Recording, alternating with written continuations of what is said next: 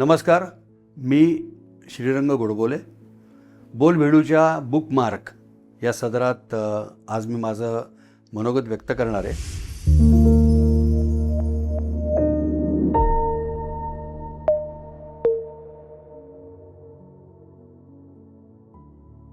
खरं तर एक अत्यंत अवघड प्रश्न माझ्यासमोर बोलभेडूने टाकलेला आहे.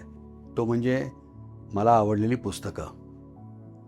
तर हा प्रश्न अतिशय अवघड याकरता आहे की आयुष्यामध्ये जितकी माणसं भेटली तितकीच मला पुस्तकंही भेटली.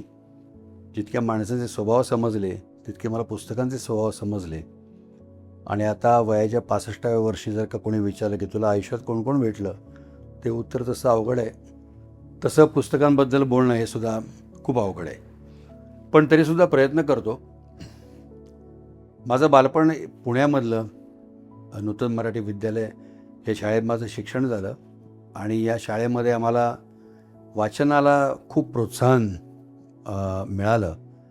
शाळेची एक अत्यंत सुसज्ज भरपूर पुस्तकांची अशी लायब्ररी होती, ग्रंथालय होतं. आणि आमचे ग्रंथपाल होते ते आम्हाला पेट्या भरभरून पुस्तकं द्यायचे.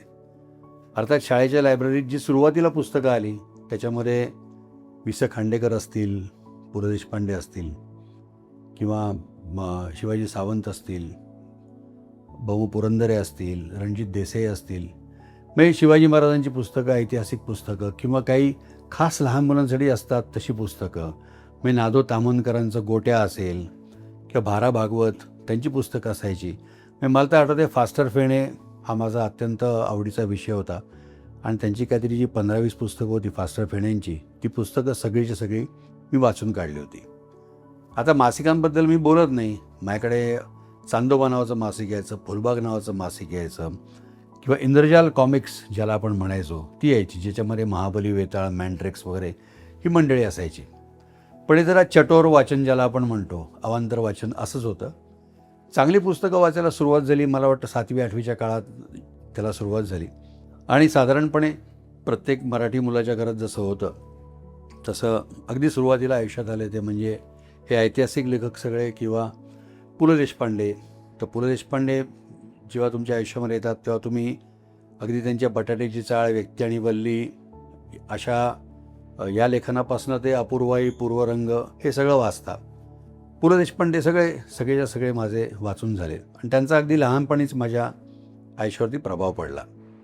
मोठेपणी आपण पु ल देशपांडे व्हावं असं सगळ्यांनाच वाटत असतं, तसं मलाही वाटायचं. तसंच एक लहानपणी चरित्र वाचनात मजा आला ते म्हणजे करेचं पाणी, प्रल्हाद केशव अत्र्यांचं चरित्र. ते वाचल्यानंतर पण मला असं वाटलं की आपण त्यांच्यासारखंच अष्टावधानी व्हावं, आपण पत्रकारही व्हावं, कवीही व्हावं, नाटककार व्हावं, चित्रपट निर्मिती करावी.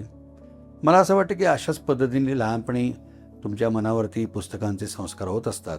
तसेच ते माझ्या मनावर पण झाले. अर्थात बालभारतीच्या पुस्तकांना पण अनेक कथा, अनेक लेखक भेटत गेले. अजून एक छान गोष्ट माझ्या आयुष्यामध्ये घडली म्हणजे माझ्या वडिलांचा एक फसलेला व्यवसाय. आता फसलेला व्यवसाय म्हणजे कसं, तर ते होते सायंटिस्ट, पण त्यांना वेगवेगळ्या व्यवसायांमध्ये व्यवसाय आजमावून बघण्याची फार इच्छा असायची. एका कॉलनीत आमचं घर होतं, बंगला होता. त्यांना असं वाटलं की आपल्या कॉलनीमध्ये लायब्ररी नाही आहे, म्हणून आपण एक लायब्ररी काढूया. मग इथं लायब्ररी काढूया म्हणल्यानंतर सगळं घर कामाला लागलं आणि आम्ही सगळे अपवळवण चौकात जाऊन खूप पुस्तकं विकत आणली. मग त्या पुस्तकांना कव्हरं घालणे, त्याच्यावरती कौस्तुभ ग्रंथसंग्रहालय असा आम्ही शिक्का बनवला, तो शिक्का मारणे, ही सगळी कामं आमच्याकडे आली. मी आणि माझा भाऊ आम्ही कामाला जुंपलो आणि आमची लायब्ररी सुरू झाली. तर वडिलांचा उत्साह हळूहळू कमी कमी होत गेला. लोकांनी नेलेली पुस्तकं परत करणं पण कमी कमी केलं. आणि मग ती लायब्ररी आमच्या घरचीच झाली. वडिलांनी व्यवसाय बंद केला. परंतु या निमित्ताने आमच्या हातात खूप मोठा ग्रंथांचा संग्रह पडला. मग आम्हाला लॉटरीज लागली. मग ती सगळी पुस्तकं वाचायला सुरुवात केली. मग त्या पुस्तकांमध्ये सगळ्या प्रकारची पुस्तकं होती. मी अगदी लहान वयात मी मोठ्या माणसांनी वाचायची पुस्तकं पण वाचली, ऐतिहासिक पुस्तकं वाचली, चांगले चांगले लेखक वाचले.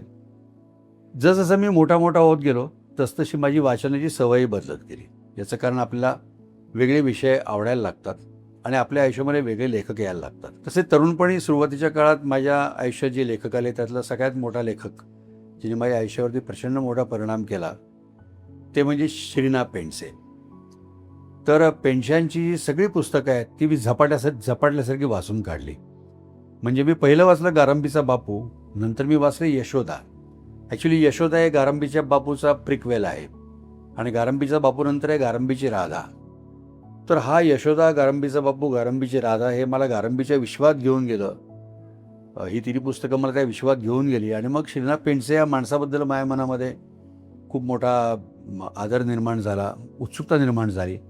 मग त्यांची हत्या असेल किंवा कलंदर असेल, ऑक्टोपस असेल, अशी त्यांची सगळी पुस्तकं वाचून काढली. लव्हाळीसारख्या पुस्तकांनी खूप माझ्या मनावरती परिणाम केला.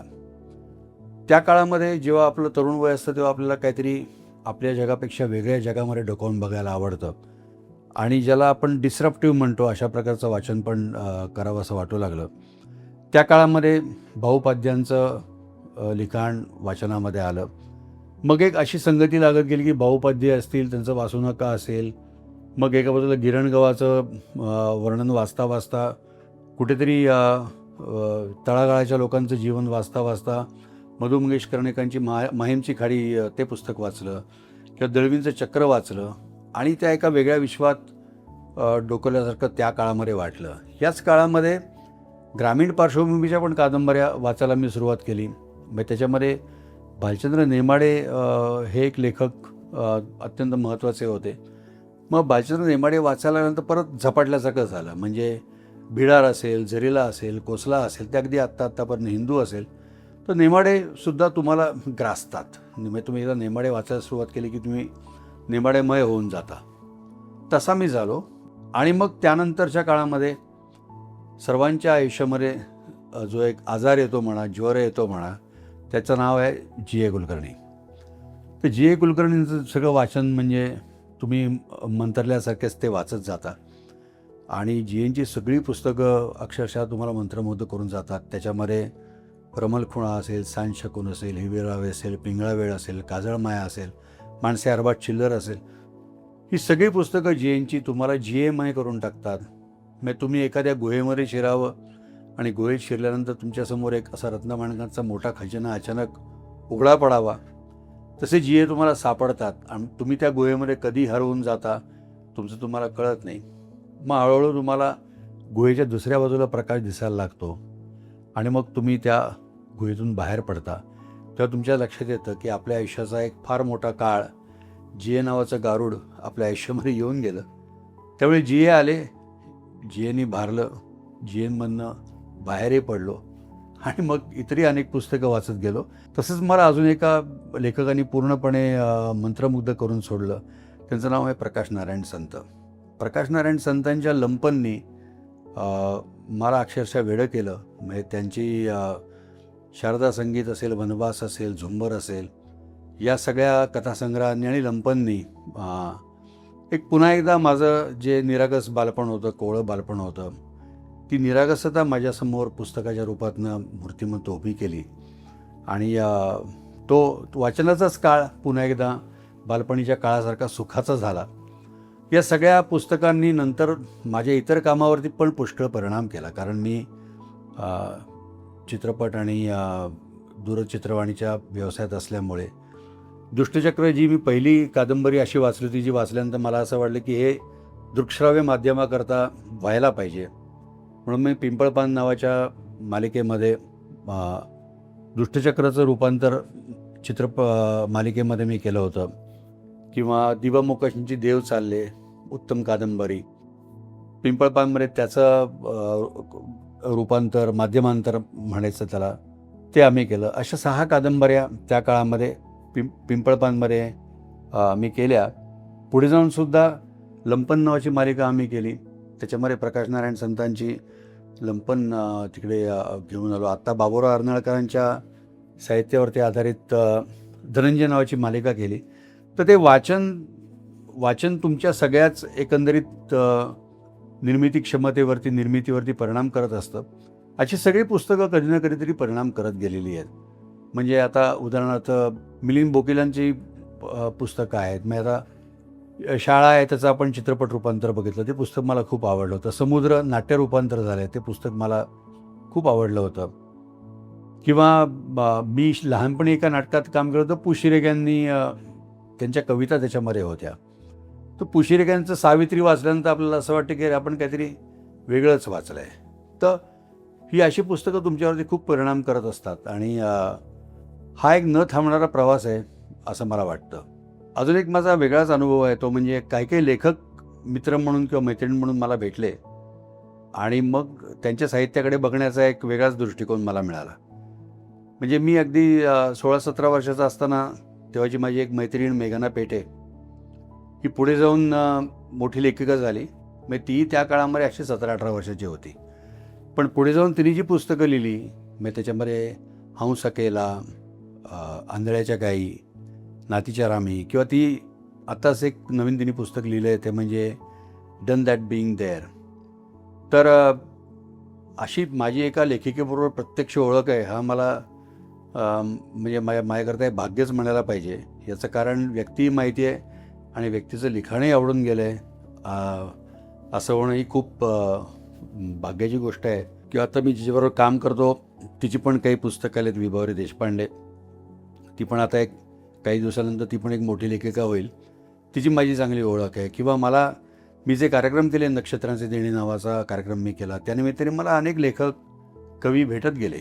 मी आता त्याच्यामध्ये विंदा करंदीकरांसारखा खूप मोठा कवी ज्याची माझी चांगली ओळख झाली आणि त्यांच्याबरोबर काही काळ घालवण्याचा ते भाग्य मला मिळालं. किंवा ग्रेस यांच्याबरोबर बसून गप्पा मारण्याचं भाग्य मला मिळालं. मंगेश पाडकरांच्या घरी जाऊन त्यांच्यावर गप्पा मारण्याचं भाग्य मला मिळालं.